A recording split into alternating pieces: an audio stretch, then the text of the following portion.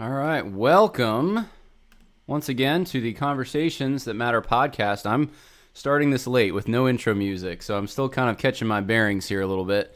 But we're going to talk a little bit today about why young people are leaving the church. And this is a problem. This is something that's actually been talked about for years now. This isn't a new thing. I think some with political agendas might want to make this out like it is a new thing because they want to blame Trump for the phenomenon, or they say Trump is the reason that so many young people are leaving the church. So that's pretty much what's on the agenda for today.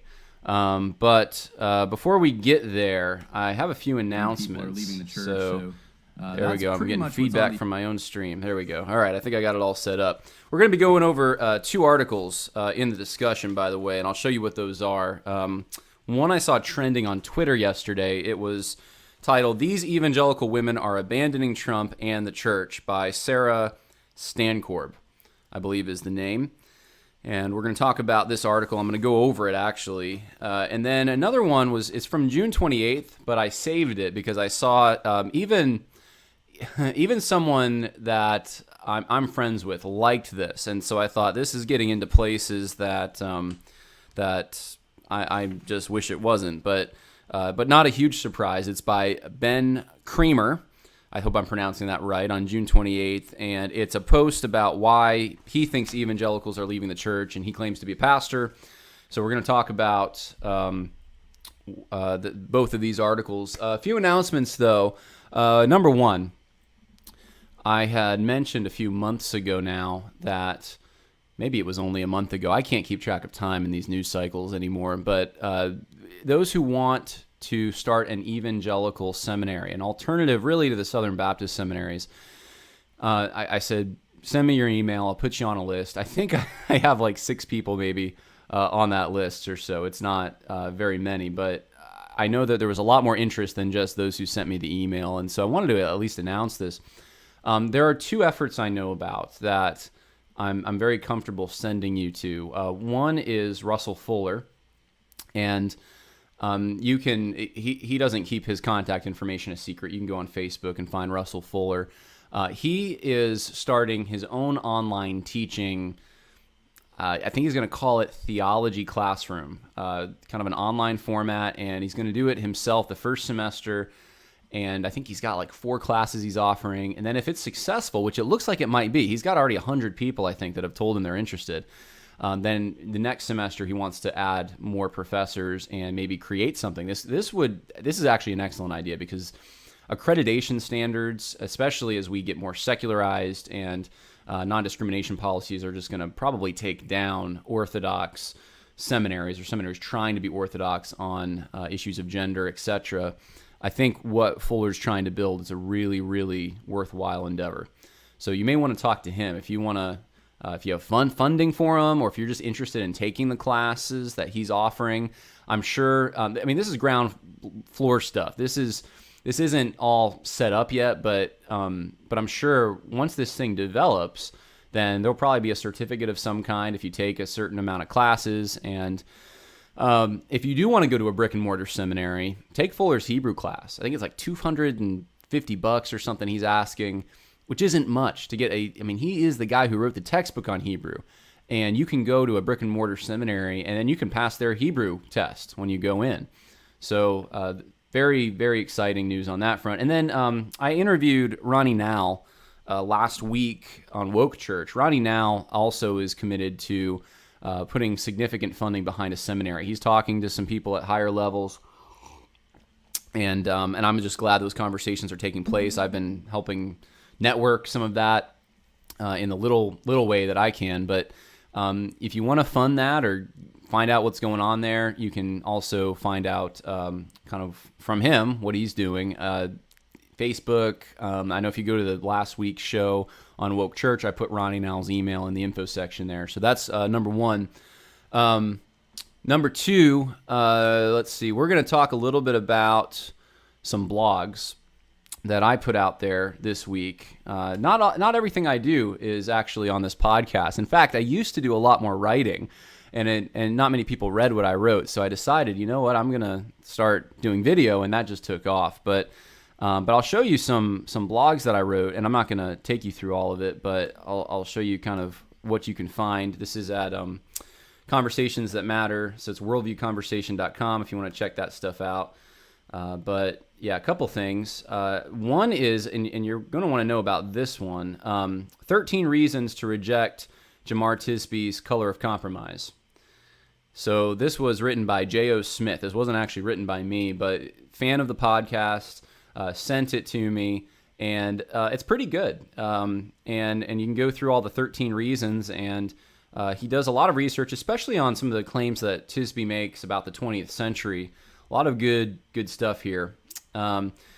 So you can check that out if you have friends that are reading Color of Compromise. Of course, I did a podcast with my brother about this. It was sort of a long-form conversation. I didn't go into great detail, but we just kind of had an informal conversation about it. And then I also wrote this yesterday morning. I actually just got up. For some reason, I was thinking about specialization. I think of weird things sometimes in the morning, but this really relates to why pastors might be going woke. And so it's very short read. You might want to check that out on specialization and social justice in the pulpit.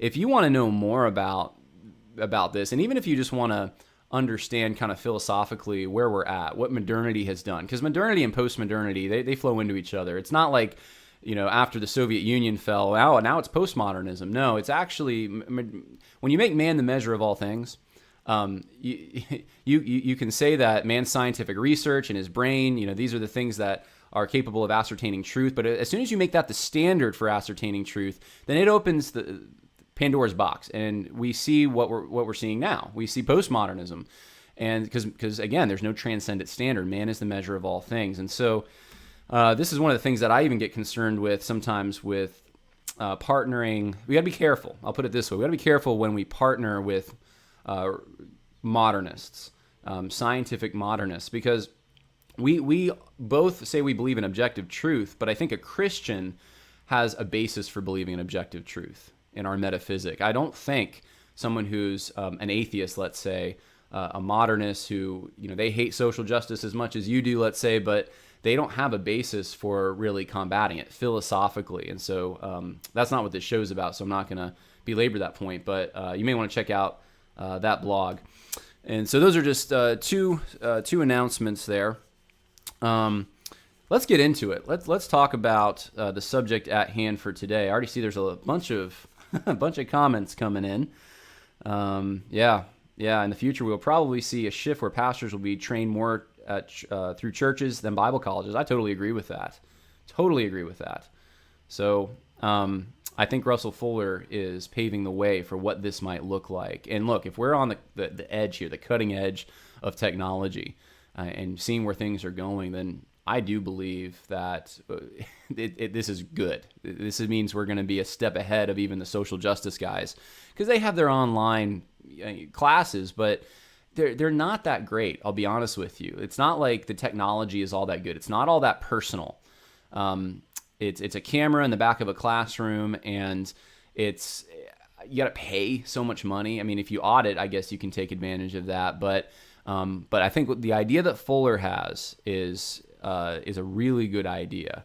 I think he may even want to go to a subscription type model. But this is something where, like, during the week, you could have like an impromptu, hey, we're going to have like a live stream with some of the professors. We're going to chat about some of the theological issues of the day. You can, like we're doing right now, you can bring your questions, and we'll talk about those. So let's talk about, though, I'm really giving Russell Fuller my full endorsement here, aren't I? I think he wants it. I hope he wants it. If he doesn't, I disavow. You just go support him and forget what I said. We're going to talk about these articles. First one, these evangelical women are abandoning Trump and the church. This was trending yesterday on Twitter. I printed it out. I usually don't do that, but I got tired of looking at screens, so I'm going to show you that here. Before I get there, real quick, John Mcarthur. I almost forgot about this. John Mcarthur put out a blog, I think it was yesterday, or maybe today. No, it's today. It's brand new blog. Yeah. Christ, not Caesar, is head of the church. Christ, not Caesar, is head of the church. And I skimmed, I'll be honest, I skimmed through it, but it looks like what he's arguing here is that the government has no ecclesiastical authority. In other words, they can't tell the church what to do. And here's the interesting part to me. This is July 24th. So it's been, 4 or 5, I mean, I don't know, California is different than some of the other states. It's been shut down for a while. And these are all the same things that I know I was saying. I know Eddie Robles was saying this. I know there's a bunch of people, I don't know who all, but a bunch of people were saying this, making this argument, the same one John MacArthur's making, day one of let's declare the church non-essential. We were making this argument. We're saying this is discrimination against the church. When you say that a liquor store or Planned Parenthood can be open and the church can't, that is discrimination. I know there were some voices saying, "Oh, this isn't. This is a healthy." No, it is. When you're it's partiality. I don't know why we can see this with other things for some reason. We can even imagine it where it doesn't exist. Partiality, but when it's obvious like this, we want to say, "Oh, it's for the common good." Look, the government was discriminating against the church. If your church wants to shut down for a little while, if there's concerns, I get that. Every situation is different. I understand that. I'm not making a hard and fast rule here. But the root issue for me with all of this is those who wanted to say Romans 13 was a blank check that you can give to government, and for the sake of the common good, which is what the government always justifies everything on, the common good, we'll just shut down. I said that's a bad argument. As soon as you go down that path, you're opening the door for abuse, essentially. And John MacArthur, to his credit, it seems kind of late to me in some ways, but better late than never. He's and he lives in California. I think it's his getting to him. What do you think? You think it's getting to John MacArthur? I mean, it's like, how many Sundays can you go? And the blatant discrimination in California they let so many other businesses open, but the church has to remain closed. I think he's just getting tired of it. And there's folks like J.D. Greer. I just heard this, I think it was yesterday. J.D. Greer has decided that Summit Church, this is the flagship church for the whole entire Southern Baptist Convention, flagship church, closed for the rest of the year. Not opening at all. I mean, so the church isn't going to meet for almost an entire year. And who knows what he'll say in January? I don't know. I mean, that's the middle of flu season.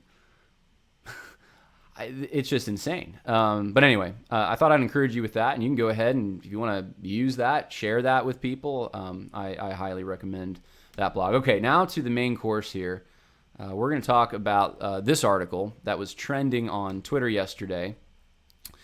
And you can see there's a picture of someone holding a cross. These evangelical women are abandoning Trump and the church. It's about a 17-minute read. Of course, ours will be probably a little longer, but I won't read the whole thing. I'll just interject a lot of my comments. That'll take it probably a little longer here. All right, we're going to go to the first section here, and it is Sarah Stankorb, who authored this, telling the story of Katie Loveland. And it starts with giving her evangelical credentials. Most of these kinds of articles do start that way.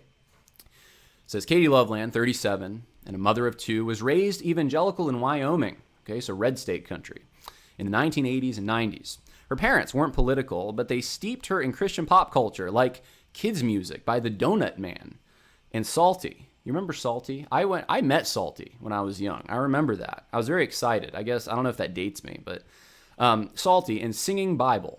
I don't know what the Singing Bible is. As well as media from the fundamentalist organization Focus on the Family. So you can already tell some bias is coming out. That's the fundamentalist organization, Focus on the Family. That in the liberal media, fundamentalist is a pejorative. And to the Gospel Coalition, it's also a pejorative. Loveland moved to Helena, Montana, also red state country, to raise her own family and began attending the small congregation at the Christian Missionary and Alliance Church in 2016. What happened in 2016 also? Trump was elected, right? So the year Trump was elected, one morning after she taught adult Sunday school, an usher in his 60s followed her into the church kitchen. He was tall and blocked the exit, looking Loveland up and down. And he said, "Do you have a twin?" He said, "Because I'd sure like to have that." Now, so you're picturing in your mind, what are you picturing? Probably the old nasty man, right? Old nasty guy here. and he doesn't have any business talking to a woman that's younger than him by over 20 years. And Loveland wrote the man a letter. He'd been bothering other women, she says, and reported the incident to her pastor, but the man continued serving communion. It wasn't this big, horrible thing, she told me late last year. Okay, it made her uncomfortable. And here's the kicker. Around the same time, her church's all-male board decided what we need in our church was someone to walk around on Sundays and carry a gun. That's a quote. I can't imagine any pastor, the picture of the elders at a board meeting, senior pastor gets up, he says, what we need around here, someone to walk around on Sundays and carry a gun. That's what we need in our church. I'm sure he was saying we have a problem. There's church shootings, legitimate problem.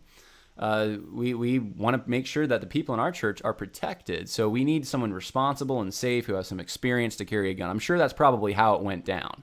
If it didn't, they are in the stark minority of churches. I've never heard a church irresponsibly just saying that.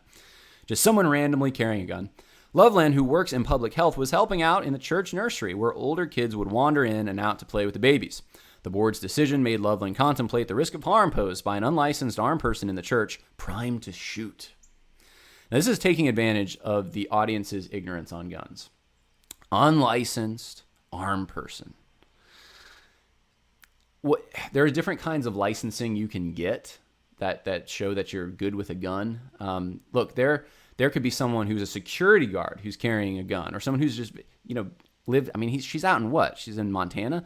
Someone who just has been around guns their whole life, hunted, good with a gun, that doesn't have like an official license from an organization, but he has the right to carry a gun, and he's responsible and safe. That is very possible. But this is what they want you to picture at the beginning of this article. Nasty old men during the time of Trump in a red state, evangelical church, gun crazy, irresponsible, dangerous. That's evangelicalism. In November 2nd, 2016, Loveland was among the minority evangelical voters who did not vote for Donald Trump. The election result was cataclysmic for her. It ground me into dust spiritually, she says. Loveland saw clearly an underlying assumption among her congregation that men would be in charge, that they would protect the women. She realized evangelicalism was no longer the place for her. And I have to ask a question. When did it change? 2016, all of a sudden a bell rang and men were in charge and they wanted to protect women? Before that wasn't the case at this church? I would be shocked if in 2016, right around the time Trump is being elected, all of a sudden the men decided they need to protect women and that we should have male leadership. It was probably like that when she went there. That's a doctrinal position, a theological position. This isn't a political position per se. This is what the Bible says about leadership in a church. The office of elder is reserved for men. So this shouldn't be like a shock to her, but she's saying that it ground her into dust spiritually. Well, the election result plus this male leadership. And look, 1 Peter 3:7 talks about wives being the weaker vessels, husbands showing honor to their wives. So chivalry isn't a new thing either to evangelicalism. It shouldn't be. I mean, it sounds like this church was probably doing things, I don't know the church, but maybe they were doing some things right here. But this shakes her faith, and that's the interesting part, and that's what I want to get into in this podcast is why are so many people, when they leave the church, they're making a big deal about it. They're making noise on the way out. And the noise they're making is that this has ruined their faith. They're having a crisis of faith over it. So it sounds like they're doubting Jesus. They're doubting salvation. They're doubting the Bible. They're doubting their whole entire faith from the ground up because of what they consider to be political positions, which in this case, it's not all political. It's theological. That's the phenomenon. This is what's going on. This is what's being reported on. I'm going to keep reading. There's some more stories in here. I'm going to kind of skim a little bit. The Trump administration, of course, she's saying it's immoral. And then the youth pastor at a Baptist church in Wyoming, I guess, this must be the previous church he was at, he would go on, he was a Facebook troll. He said, this is what she says, he has no interest in my spirituality. His role in my life is to be my Facebook troll. Of course, there's no evidence given in the article. I'm sure if he had said something nasty, they would have quoted it, but there's nothing here. So I guess this assumes that people are just, I guess, evangelicals are anti-Hillary or pro-Trump because of their theology, because they just like men being in charge. I guess that's the connection. I don't really know how to make sense of it otherwise. But that's the first, and it has a picture of her here. And you can go see that if you want. I'm not gonna. I got notes on it in my version here. So she said that 2 of her friends are in deep crises over their church, over the church's response to the coronavirus pandemic. So that's another issue. They find the refusal of some to wear masks coming across as indifferent toward the health and the well-being of their congregation and community. And the assumption here is that they're questioning the motives of these people. All right, let's be clear about what's happening. He's questioning all the motives of this church. They're doing things for sexist reasons. They're doing things because they don't care about the well-being of the community, the common good. And this is assuming that, at least when it comes to the mask issue, that you have a congregation who, the people, I'm going to just speak to those who are not wearing masks.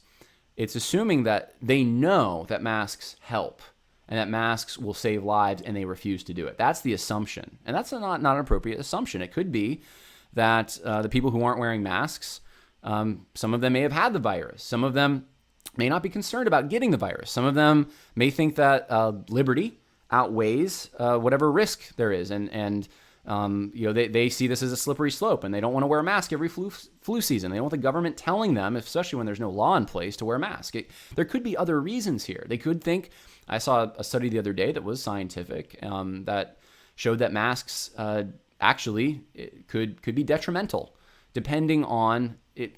Because here's the problem. Most people are wearing these cloth masks over and over and over again. It's not like you're wearing surgical masks, right?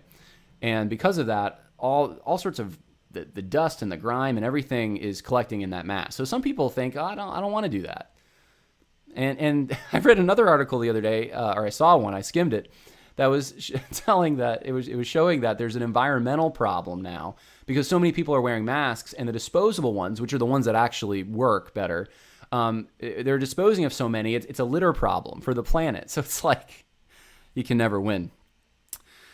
So it's a crisis. It's a crisis of faith. It's a crisis. She has no faith in her leadership anymore. Now, I'd like to ask for us who are conservative evangelicals, what about the crisis we go through when we see the leaders of our institutions and seminaries push social justice? Last week, I'm going to talk about this probably next week in a podcast, but all the fanfare for John Lewis, right? And we see that even though the man had a 100% score with NARAL, pro-abortion to the bone, it's called a political disagreement. We have political disagreements with him. But then when there's disparities and when they talk about what they consider to be racism, it's this big gospel issue, and we should boot churches out. And obviously different messages going forward. And what about the faith we have in our leadership? Mine's shaken. But again, I know that that's not faith in the institution that God has set up, the church. That's faith in Big Eva, which is artificial. So it doesn't shake my faith in Christianity. But these people are having their faith shaken in Christianity because some in the congregation won't wear a mask. It goes into some statistics next. 80% of white evangelicals and the majority of self-identified Christians said they voted for Donald Trump. And it describes Trump as the thrice-married, profane, biblically illiterate, sexually predacious candidate, and he mirrored no beatitudes. Now, I might differ a little bit here. He mirrored no beatitudes. What about verse 10 of Matthew chapter 5?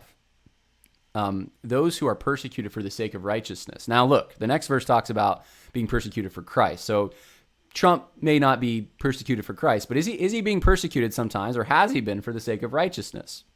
You can answer that. I mean, I don't know if this is accurate, but it's assuming that the Beatitudes are somehow the standard that Christians are going to look to. Now, if Christians believe that this is a binary choice, which many do, and they think it's either Hillary or Trump, and they know that the survival of the very institution, the church, depends on Hillary not getting in, on the radical left not taking over. Because look, these guys, you see what they're doing. They're canceling businesses and people and historical artifacts. I mean, if they can do that to those things, why not the church? Why not the institution of the church? You really want a liberal Democrat in charge?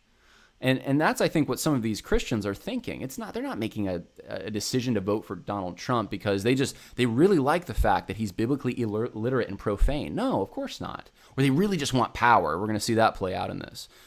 No, it's a fight for survival. Hey, this guy's going to allow us to have a seat at the table. The other side, they want us canceled. They want us in jail. And don't think that's too far-fetched. You see what's happening now and how quick it can happen. Here at last was a president who could muscle forward their political interests. And that, as if that's a bad thing. I mean, we're hearing about the political interests of someone who's a progressive Christian. And those are all legitimate. Those are for the common good. Those are against misogyny. They're for equality. But they're political interests. Why? They're voting for people. They're registering as Democrat, according to this article. Why aren't they doing it for power? But the motive is wrong if it's a conservative.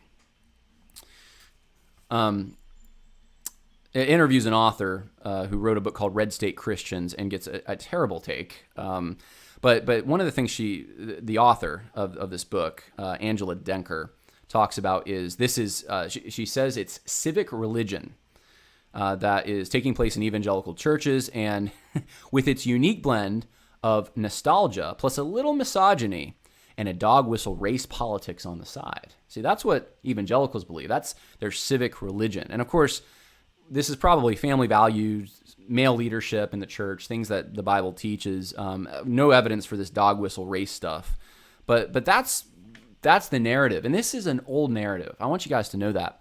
This goes back to, probably goes back before that, but I know it was prominently quoted from David Moberg in a book called The Great Reversal, which I think came out in the early 70s. But that was the idea. Billy Graham was part of this, civic religion. He's in bed with Richard Nixon and the Republican Party, and this just ought not to be. This is horrible. They're just after power. And so is there some legitimacy to this idea of civic religion? We're going to talk about that a little bit, but what I want you to see is how unhinged and just prejudicial and really outside the box of an evangelical church this opinion is coming from. This is someone who doesn't understand evangelicalism. That's her version of civic religion. It's not about the gospel. It's about God, guns, and country. And so these national political issues are what drives the church. That's the thesis of this. It's not really about the gospel. The gospel doesn't drive the church. So these church people are just right-wing nut jobs. They're more excited about the 4th of July and Veterans Day, bigger celebrations than they are about Easter. You think of maybe like a Robert Jeffers or someone like that. They have big displays in their church, patriotic displays, and this is the problem. This is the problem with evangelicalism as a whole. We're just going to broad brush it. They have a Dominionist theology. It portrays the white European settlement of America as the fulfillment of God's promise. Most don't believe that. There's no sources here. Find me those. I mean, even if you walked into Robert Jeffers' church, are they going to say, yeah, the white European settlement of America, that's the fulfillment of God's promise. Gospel, not so important. That's what we believe here. And Obama's administration was so horrible. The Democrats sounded like foreigners to red state Christians across the South and rural America. So horrible. And so is there some legitimacy to this? Quick history here. Revivalism from the 19th century. Think, Battle Hymn of the Republic, right? Merging these Christian imagery, think Gettysburg Address, right? Christian imagery with these civil matters, these national civil matters. Yes, during the Second Great Awakening, there's a lot of that started. That the Union was this sacred kind of entity of some kind. Fundamentalists did inherit some of that. Northern fundamentalists inherited some of that. And when fundamentalists came south with Bible conferences and they set up schools in the South because it was cheaper, like Bob Jones and other places, Piedmont, some of that fundamentalist thinking did go into those areas. And of course, in the Northeast, it's dead spiritually. So Christianity exists in the South and the Midwest primarily, in red states, right? So that's where fundamentalism has still remained more alive. Not because, it started in the North, but that's where it still remains alive. There's another group of people who inherited the revivalist kind of mindset, and those were the social justice activists in the 1970s. And I wrote a book about this. I actually signed a book deal 3 days ago, and that'll be coming out hopefully in about a month. You can get a hold of that, and I explain all of this. But the social justice guys and the guys today, like the Tim Kellers and the J.D. Greers and the Russell Moores, I mean, they are standing on the shoulders of guys like Ron Sider and Richard Mao and Jim Wallace, okay? And they have their own obsession with the nation, okay? Whenever they talk about Americans are, they're just too obsessed with the country and they want political power, realize they say that on the one hand, but on the other hand, they're after political power. They're signaling to the secularists that we're not a threat to you, but they want a seat at the secularist table. And they want to change the country. They're still looking at the same scope. They want to change the church, but it's the American church, is it not? The American church has the problem with racism and the Church Too movement, etc. So these guys in the church who are on the political left or in mainline denominations, they're just as obsessed with the United States as a Robert Jeffers is. They just have they have a new left critique. They have a different understanding of the role of government and what government is supposed to accomplish. But they're no less obsessed with the country. This paints it as right-wingers. They're the only ones. I'm going to keep going here a little bit. I'm going to start skimming more because I want to get to this next article. But here's a quote here. Actual church attendance and Bible knowledge mattered less than a politician's ability to catalog their list of perceived cultural wrongs and manufactured fears. Talking about Donald Trump. Obama wanted, if you remember correctly, to force boys to shower in girls' bathrooms in high schools. He wanted nuns to pay for health insurance that covered abortion. The list goes on. Christians on the conservative side, Christians who see the writing on the wall, they're not looking at Donald Trump and thinking, oh, well, we don't care about his Bible knowledge, but he manufactures this fear in us. No, there's actual real legitimate fear. And Donald Trump was promising, he's the only one that was saying it almost, I'm going to defend Christianity. I didn't vote for Donald Trump and in 2016. And I was a Cruz guy before Trump. Some of you weren't, and you forgive me if you didn't like Cruz. That at the time, that's who I was backing. I was concerned about Trump's personal life. But I did not make the mistake of thinking that Christians, people I knew, were voting for him because they liked his moral inadequacies or because they didn't care about his moral inadequacies. I knew the reason they were voting for him was because they had a legitimate fear about the kind of country their kids would grow up in. And they wanted to share the gospel. One of the guys at my church, head of the evangelism ministry, voted for Donald Trump. He voted for him because, you know what? He shares the gospel. And he knew if Hillary Clinton got in there, there's a chance hate crime legislation could come down, and it could be like Great Britain. He would not be allowed to talk about certain sins. He would be muzzled in the preaching of the gospel. The church's ability to share the gospel is important. And I'm afraid that just like this liberal attack piece, unfortunately, a lot of progressive Christians have the same exact critique. Here's a key section of this. Study by Eastern Illinois University between 2011 and 2019. About 1 in 10 men quit identifying as evangelical Christian. Nearly 17% of women rejected their former evangelical identity. Starting in 2016, online movements like Evangelical and Empty the Pews organized cohorts of millennial evangelicals who were questioning, listen to the word, deconstructing their church's worldviews, deconstructing. In October 2019, Pew Research released data showing that a portion of Americans identifying as Christian shrank the past decade from 77% to 65%. That's a whole lot. Less than half of millennials now call themselves Christians. 40% call themselves atheistic, agnostic, or nothing in particular. Why is that? Why is that the case? Is it because of Donald Trump? This is what this article is going to have you believe. A bunch of racist bigots, misogynists, gun crazy, right-wing Republicans, don't care about Trump's personal record, and they're driving people out of the church. Obviously, this started before then.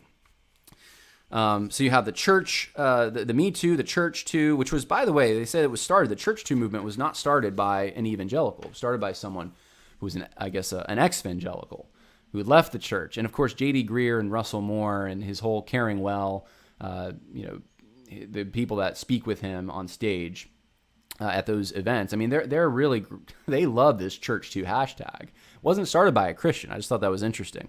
I thought they started it. They didn't. This came from outside the church. So Trump, they wanted political power. Now, look, here's the thing. When I first went to Southeastern Baptist Theological Seminary, 2017, that fall semester, 3 statements originating or supported by the administration against Donald Trump or the alt-right. 3. So there's a lot of vilification of Donald Trump going on in evangelical institutions within evangelical leaders. They ignore all of that. I mean, that's the biggest. You hear more vilification of Donald Trump coming from supposed evangelical entities than you do praise for Donald Trump. So this is skewed.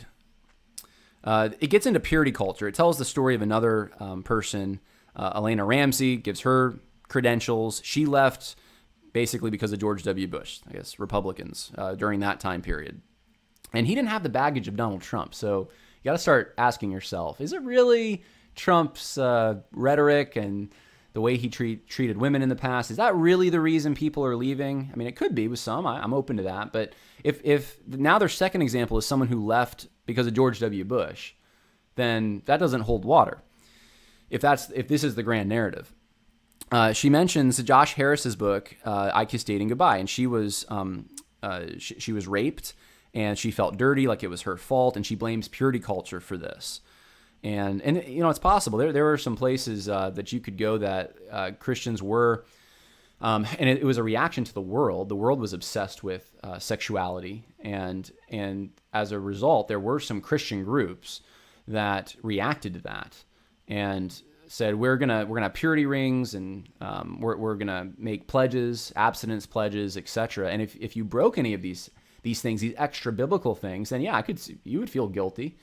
It's very possible. I mean, I've met people who have been in some of these settings, and so and that wasn't all right. But it's I think the dynamic here is if you're a Pharisee doing that, it's a much harder than if you're an actual legitimate Christian doing those things for the right reasons. You want to keep yourself, save yourself for marriage, I guess was the quote that was being used at the time. You want to do that because you value the law of God and you want to please Christ. If that's missing, then of course it becomes this legalistic, guilt-driven thing. And so I think it's a good reminder that, whenever you bring the law to bear, also remember grace. Remember the reason, too, that you're doing this. It's a response for Christians to the grace of God. Here's what she says.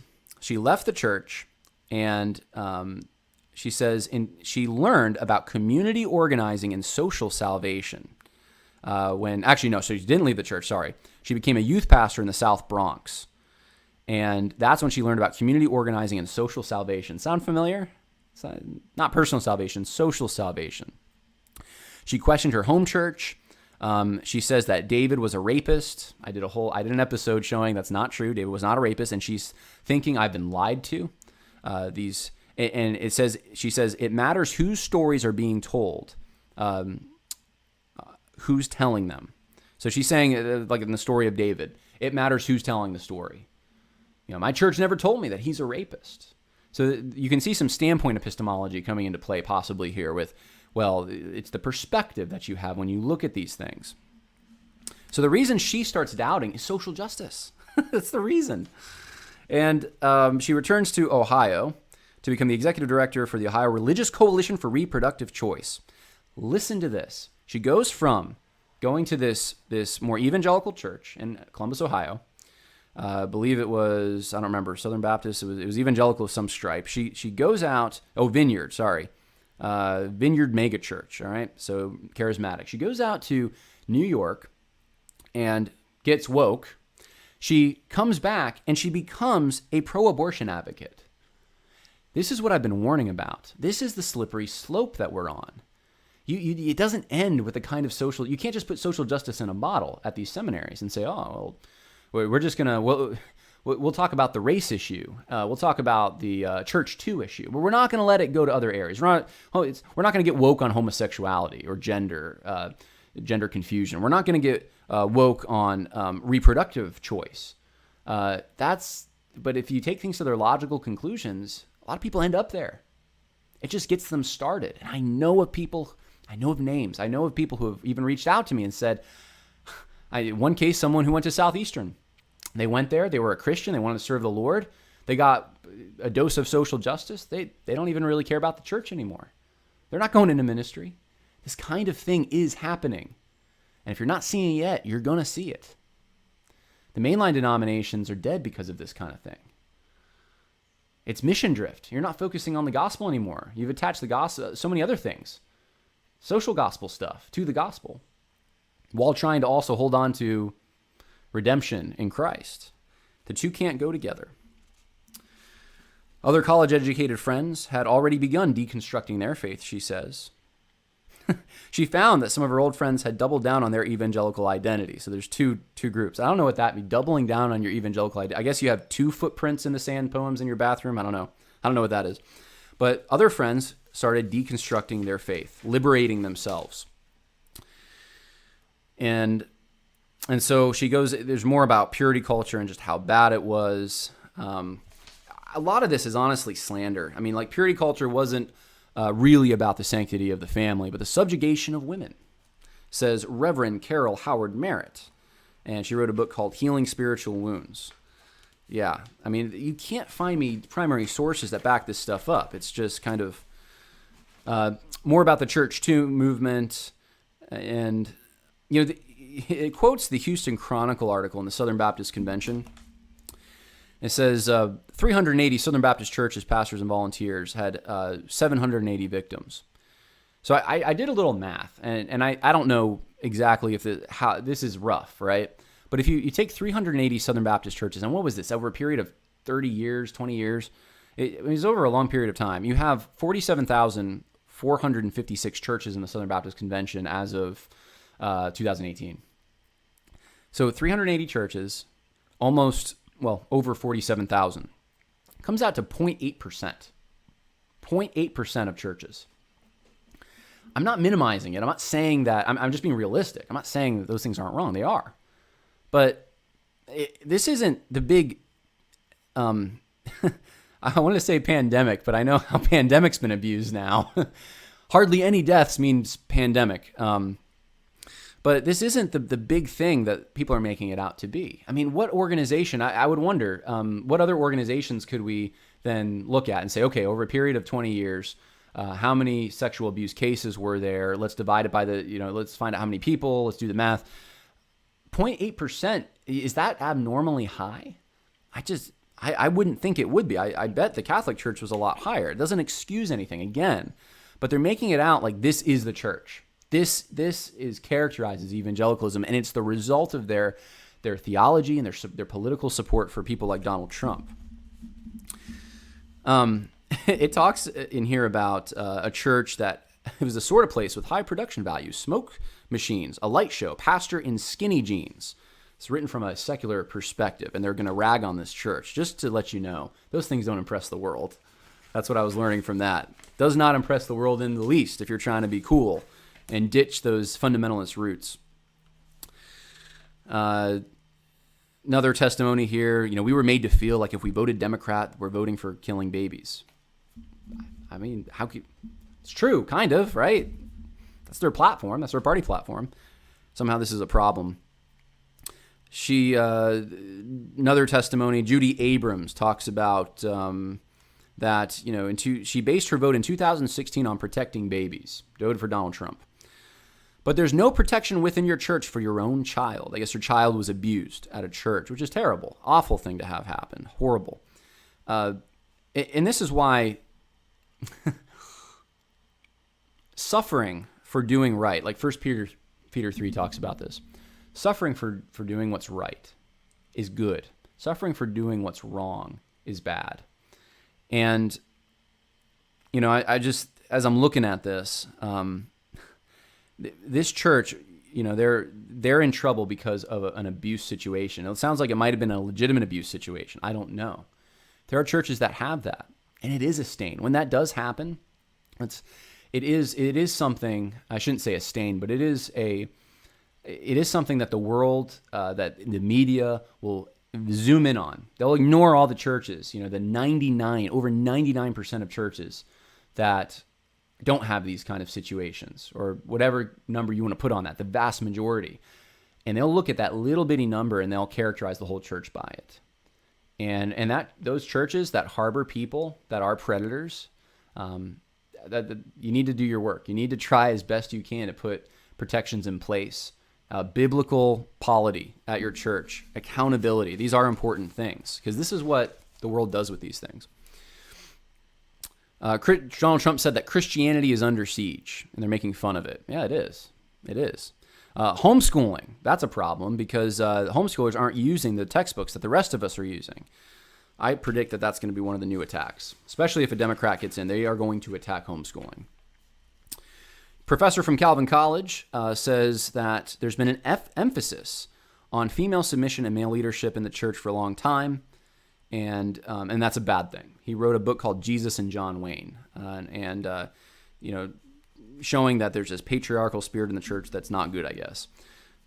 Christian nationalism, here we go, the word nationalism, is focused on preserving a perceived Christian identity for American, irrespective of the means by which such a project would be achieved. So Christians are a bunch of hypocrites, is the point of this. I'm going to just kind of end this because a lot of it's just repeating itself. So here's another one. Telling the story of another person who says that it became harder for me to reconcile the Bible verses about the poor and the downtrodden with Donald Trump and my college. Someone named Davis says, once you start questioning prevailing attitudes towards the poor, listen to this carefully. Once you start questioning prevailing attitudes toward the poor, once you start looking at one marginalized community, Davis says, you see discrimination everywhere. So this is the getting woke. And now here's the transition. He says, how could I ignore the racist history of the Republican Party? And especially the racism of Donald Trump. He's assuming these things. And then he changes. He says, I think it's a she changes. And now she volunteered for Elizabeth Warren's campaign. I almost don't know how to express my faith anymore because I live in the South. Supports gay rights now and women's rights, so abortion. Where did it start? Where did it start? According to Davis, who Jordan Davis is the name, grew up in a traditional Southern Baptist church. Southern Baptist, are you listening? Jordan Davis, in this article. Where did it start? She couldn't reconcile Bible verses about the poor and the downtrodden with Donald Trump and my college. I think she went to an evangelical college. Couldn't reconcile it. And then she started seeing discrimination everywhere. It was the race issue. And then what did it morph into? The racist history of the Republican Party. Republicans are bad. Now she's volunteering for Elizabeth Warren. She's for gay rights. She's for abortion. And she hates the place she lives in or dislikes it in some way. This is the road you start people on when you start going down this woke road. It's not a slippery slope fallacy. Slippery slope fallacy is that if you do this, this will necessarily take place. It won't always necessarily take place. But the same logic used to forward the woke Black Lives Matter agenda is the same logic that's employed to forward the homosexual agenda. And when this thing spins, because it will change. It will be the homosexual agenda at some point. It's going to be the same narrative. And what are you going to do then, J.D. Greear? What are you going to do? What are you going to do, Russell Moore? You're going to try to take a stand against it? How? You've already given young people the logic they need to oppose you if you try to do that. Since the Black Lives Matter protests in the spring, she's also gotten more involved in progressive activism and moved further away from her evangelical counterparts. She's leaving the church. Her new church, I've said this before, it's a new religion. Her new church is progressive activism. Loveland, the first young lady that we talked about, settled in an Episcopal church with a female bishop. And it's been healing, she says, for her. Here's the last sentence of the article. You guys won. I often tell my mom, this is Howard Merritt says this, I guess. I often tell my mom, you guys won an election, but you lost a generation. She adds, it's not like they're all becoming progressives. They're just leaving the church. They're just leaving the church. Why not go to J.D. Greer's church? He'll agree with them on half this stuff, right? This is a hit piece, and there's something to it, though. There's something to it. I wanted to go through a bunch of the errors in this because the world's, the media is getting this all wrong. I have a much shorter blog I'm going to read, and then I'm going to give you some things to think about, and I'm going to look at the comments, and we'll see what kind of answer this question. Why are young people leaving the church? Quote unquote. Open question. Take that however you want. But that's the topic here. This is a Facebook post from Ben Creamer on June 28th. I'll read part of it. He gave his life to Jesus when he was 5, and he was later baptized. He was called to be a pastor when he was 7. Now, this is typical for a lot of evangelical churches, but guys, this is a little young. Look, I got baptized, I think, when I was 6. So I had a crisis, not a crisis. I had doubts in my teens because I couldn't remember, was I saved or not? And I realized, okay, it wasn't my decision. It was Jesus who saved me. But when you, especially being called to be a pastor at 7, sometimes I think churches can be very careless with this kind of thing. We rubber stamp people for saying the right things, and we need to give it time sometimes. He could have legitimately wanted to do that at 7. All right, I'm not saying he couldn't have, but I'm just saying that when you're that young, you haven't fully formed what you want to do yet. So he studied with some great theological minds, his evangelical credentials. He's ordained to be a pastor in 2016, and he's pastoring. This is a pastor who's writing this. But many of his friends have left the church. And he's saying, I miss them. Now, why did they leave? And this is what he wants to answer. So this is his answer. I'm going to hear your answers. I'm going to give my attempt at an answer. This is what he says. Evangelicalism, the way you taught my generation to live, is sadly not what you've been living out. Saying you're hypocrites. So hypocrisy is the reason his friends are leaving. You taught us to pursue the kingdom of God first, yet you so often pursue America first. Now,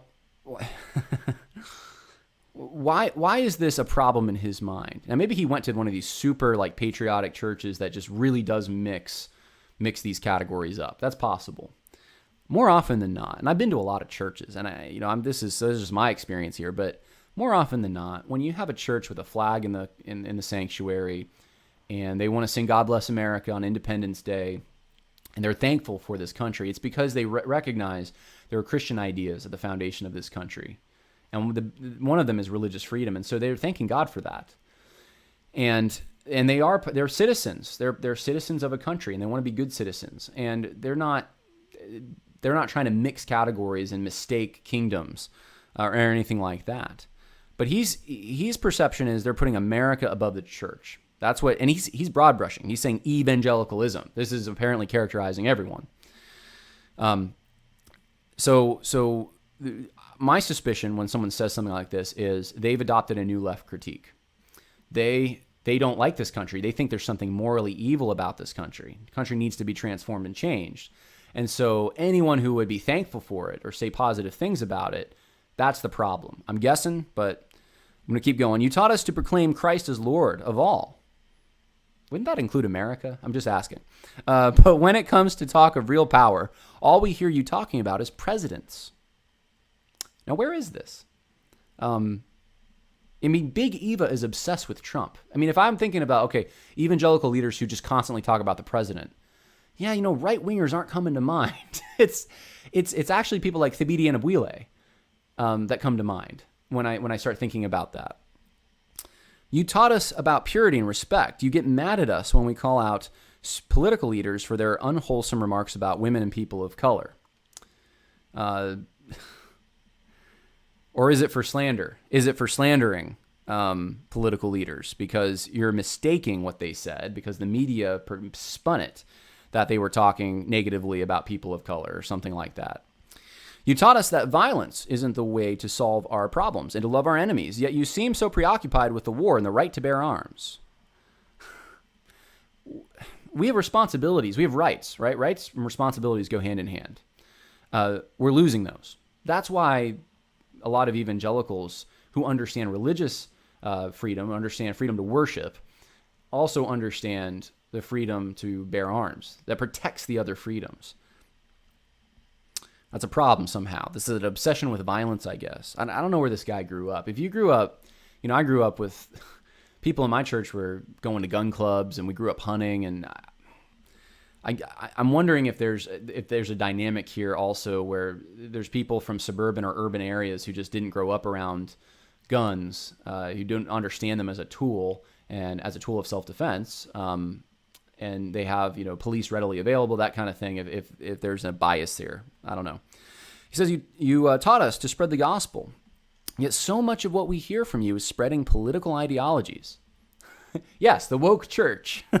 Eric Mason is spreading political ideologies. He's saying it's the conservatives.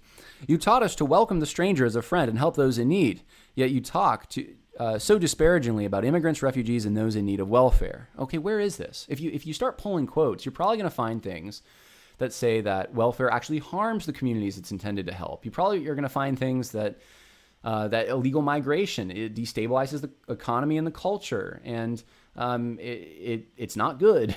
That's the kind of thing you're going to find. That's not talking disparagingly about people. That's just recognizing the truth. You taught us to repent, yet when we want to repent from racism, jingoism, and nationalism, you treat us as if we were just politically misguided rather than gospel determined. Okay, there it is. Gospel determined. Okay, so repenting of racism that's the gospel. That's gospel determined. I knew it would come up in here somewhere that the gospel is part of this. New left critique and the gospel are somehow parallel or the same, or one is included in the other. You taught us that all life is sacred, yet talk as if it only applies to the unborn. We care about the unborn too, but we also care about other ways human life exists and is cared for, even the earth itself, its climate, its animals, its future. So if you were in Nazi Germany, let's say, and you said, man, I'm just going to talk about the Jews, they're dying. And someone would come to you and say, well, what about the environment? You would say, what, are you kidding me? Do you not see what's happening right now? Yeah, that's the situation we're in. There's kind of like a bigger issue going on right now, even if you legitimately think, yeah, there's a threat to the climate, which we can talk about that, but there's like a legitimately bigger issue. Babies dying, mass. I mean, this is we're having our own Holocaust right now, and for Christians to be concerned about that over these other issues, and for that to be the primary thing, people actually dying, losing their lives, little more important than like free healthcare. You told us relationship was the way of the gospel. I don't even get that. I guess it's not a religion, it's a relationship. And it has nothing to do with works or legalism. Yet we hear so much talk about working to get the right people in political power and to shape the legal system in favor of what we value. So politics is bad. Pursuing power is bad. And we want to be able to pursue relationships. So think of an analogy here. Okay. You want to spend money, okay? But you spend so much time making sure your doors are locked, making sure your money's in the bank. But you just want to spend the money, right? That's the important part. Well, part of ensuring that you can spend the money is protecting that money. Part of ensuring you can spread the gospel is protecting that gospel. And a way of protecting the gospel is to ensure that Democrats who will cancel ministers of the gospel do not get into office. This shouldn't be that hard to understand. Let's see. You taught us to worship God alone and see scriptures as our primary authority, yet you act as though this country and its constitution is on the same level.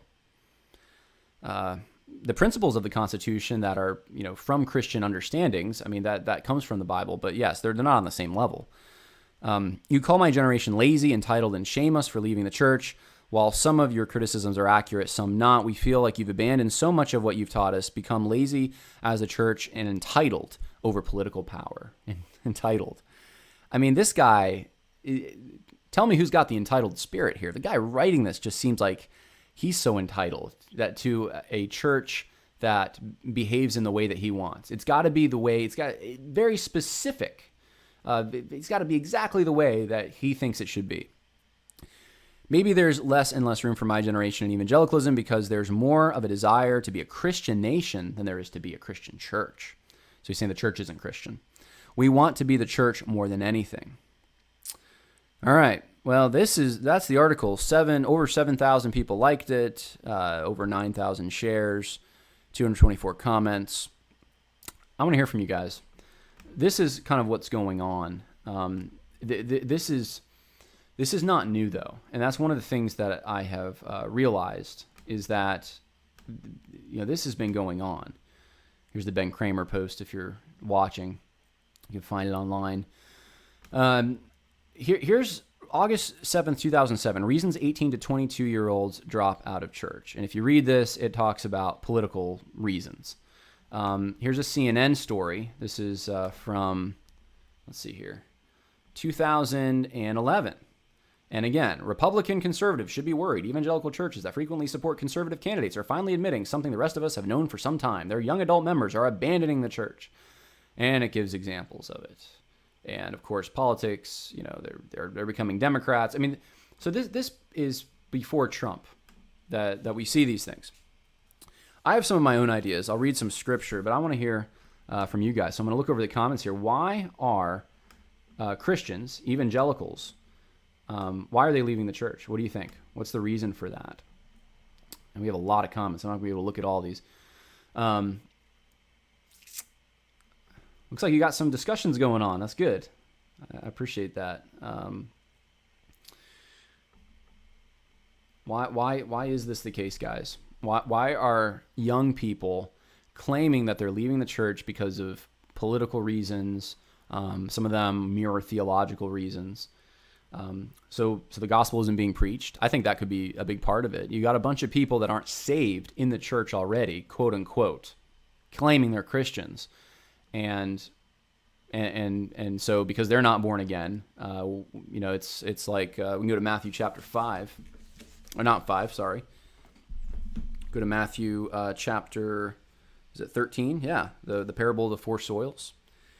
So Jesus says to the large crowds, he got into a boat, sat down. He said, "Behold, the sower went out to sow. And as he sowed, some seeds fell beside the road, and the birds came and ate them up. Others fell on rocky places, where they did not have much soil, and immediately they sprang up because they had no depth of soil." Could be that that's a lot of the churches. There's just no depth there. They mirrored the culture they were in, but they never actually got saved. When the sun had risen, they were scorched, and because they had no root, they withered away. Others fell among the thorns, and the thorns came up and choked them out, and others fell on the good soil and yielded a crop. So it could be that there's a soil problem in this country. A lot of the churches aren't really churches. They're social groups. But still, there's still a question, a lingering question that I have. Because that could explain it. But the reasons that they're giving they're political. They're saying, I reject Jesus. I reject the gospel. I reject Christianity as a religion because of what some of the members I grew up with say about Donald Trump or about politics. How does that make any sense? All of Big Eva seems to want to be woke right now and go liberal Democrat direction. My faith isn't shaken. So what's the reason for this? There are a lot of apostates in the church. Yeah. Churches are becoming social change centers. That's very true. I think, yes, shifting responsibility. That's a good quote. We need to repent and heal from the legacy of slavery and racism. If you've never repented, you're not a Christian. So that kind of logic that, so there's an ideological kind of logic that they're assuming that their version of Christianity is the correct one. But here's my question. Does that then lead to leaving the church? Does that mean the woke church is the last station? It's the last train station on the train that's heading to hell? Is that what the woke church is? Are they just... Because there was a church in the community I grew up in, which some of my friends and I, we would talk about this church sometime, because it was one of these churches that it grew from reshuffling the deck, if you know what I mean. It wasn't necessarily evangelism as much as disgruntled people from other churches would go to this church. But we noticed a trend. A lot of the people that I knew that come from the church I was in went to this other church. That would be like the next step, and then a few years later, like the next step they'd take would be like they're not in church anymore at all. It was like funneling people to secularism. And I wonder how much of that is going on. They're blaming the church for being too conservative, but what if there's another dynamic? What if the woke churches are actually starting to funnel people out of the church. Why would you want to be a part of a racist, sexist, misogynistic institution? If that's what the church has been, and they're complicit in all of this, and the power of gospel made no difference in the history of the church. I mean, they were just guilty of all the same sins, these horrible things. Then why would you want to be part of that? There's no power in that. I guess they had the Bible, but the Bible, I guess, made no difference. Of course, that's a good argument for leaving the church. I'm wondering how much of that plays into this. I really am. And yeah, preachers aren't teaching the truth. That's a good answer. Churches are in entertainment centers spewing pop psychology. Yes.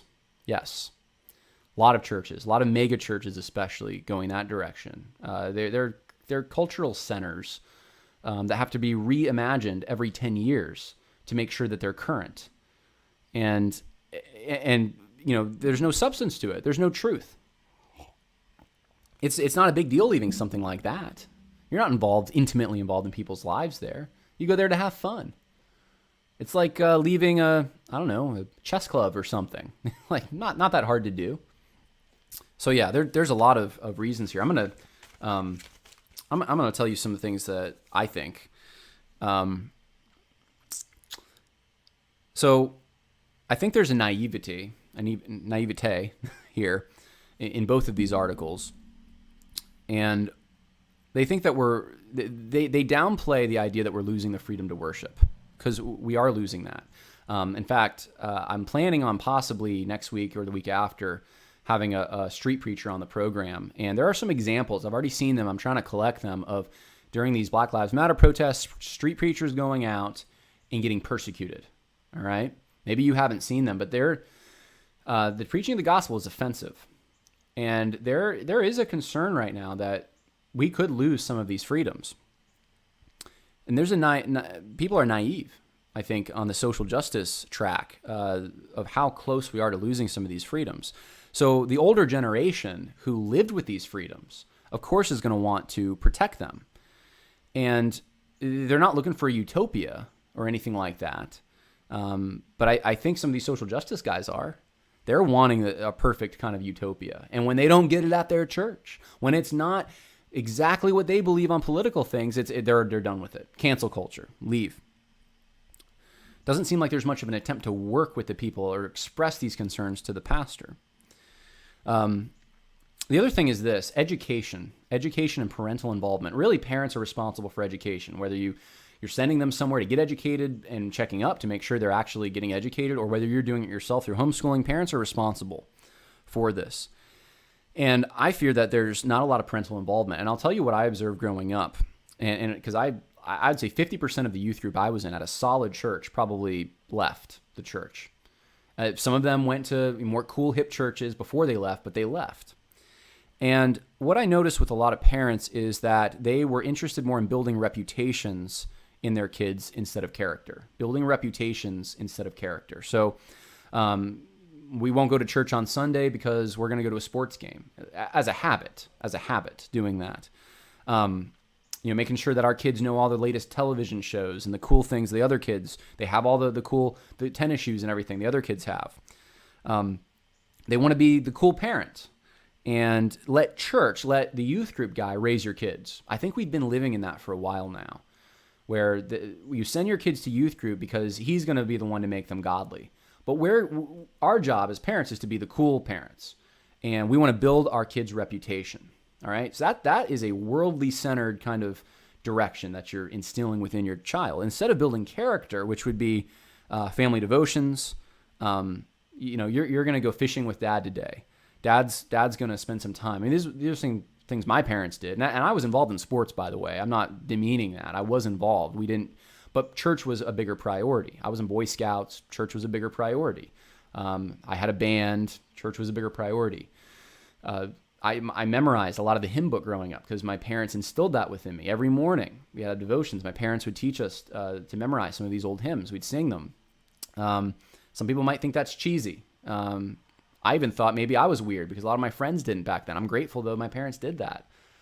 I know if I was sent to prison, I have a whole songbook in my head that I can sing. My dad did take me hunting with him.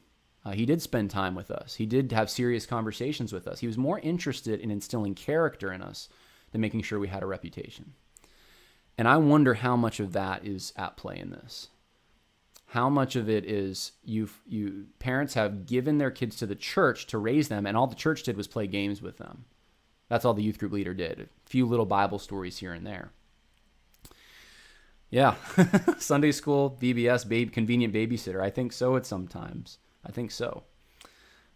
It's difficult to watch TV. Another Jonathan Grant commented, yeah, you know what? As far as if I was raising kids right now, which I will be probably soon, hopefully, Lord willing, pray for me. My wife and I do want to have children. I don't know what I'm going to show them for entertainment. I want them to see things on that television screen, if they're going to watch it, that instill character within them. I don't think there's anything on network television I could show them. I'm going to have to go back to old movies.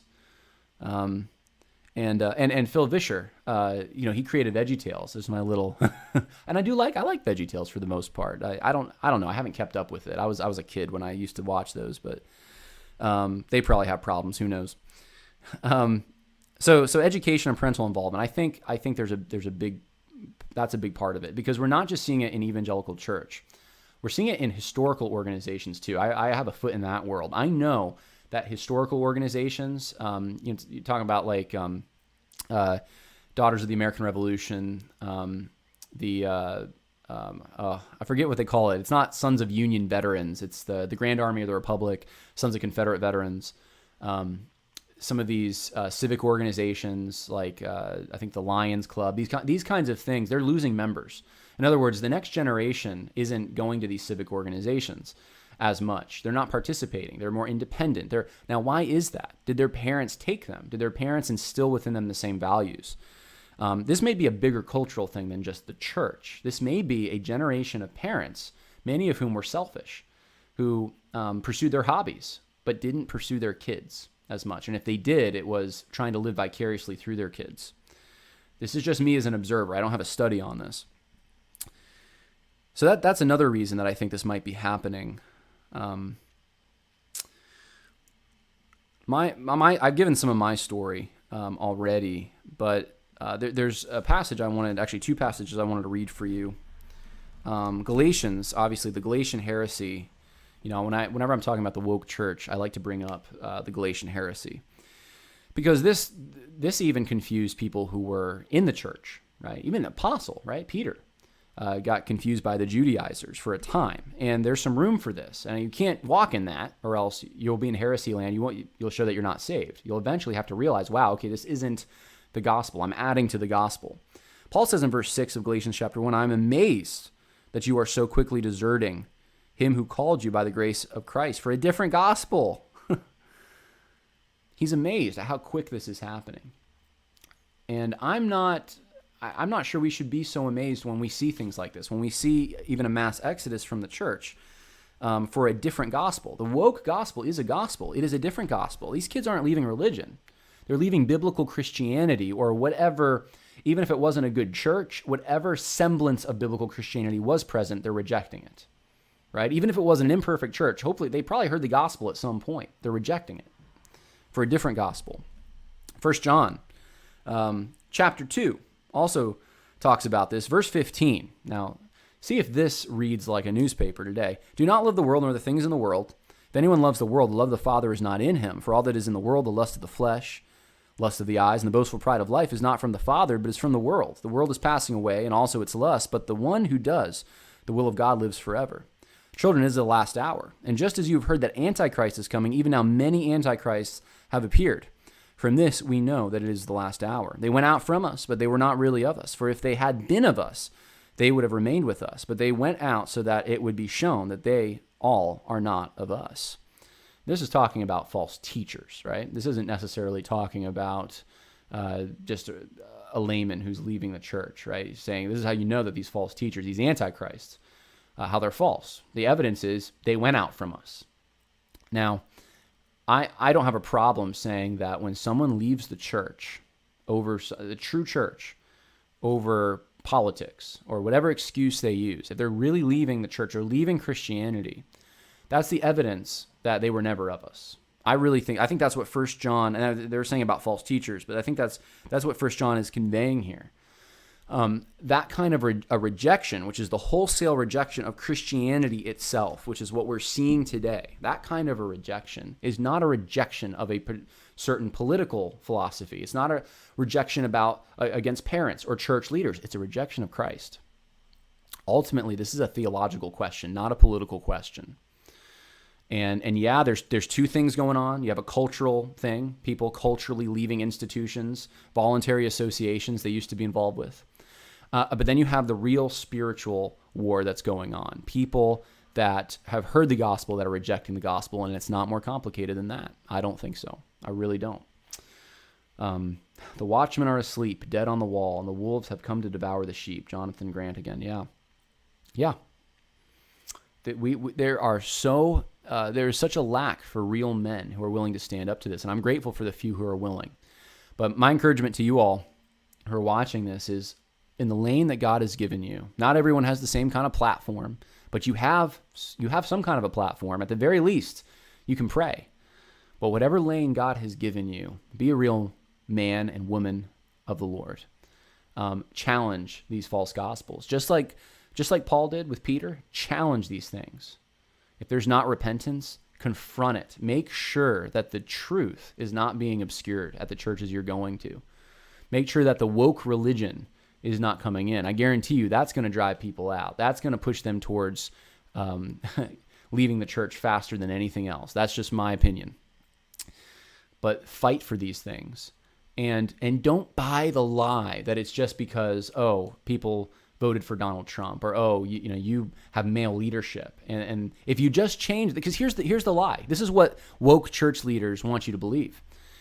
If we just change the church up a little bit, if we just tweak it, we make sure that we give women more authority, then they'll come back. All these people the stated reasons that they're leaving are not the real reasons they're leaving.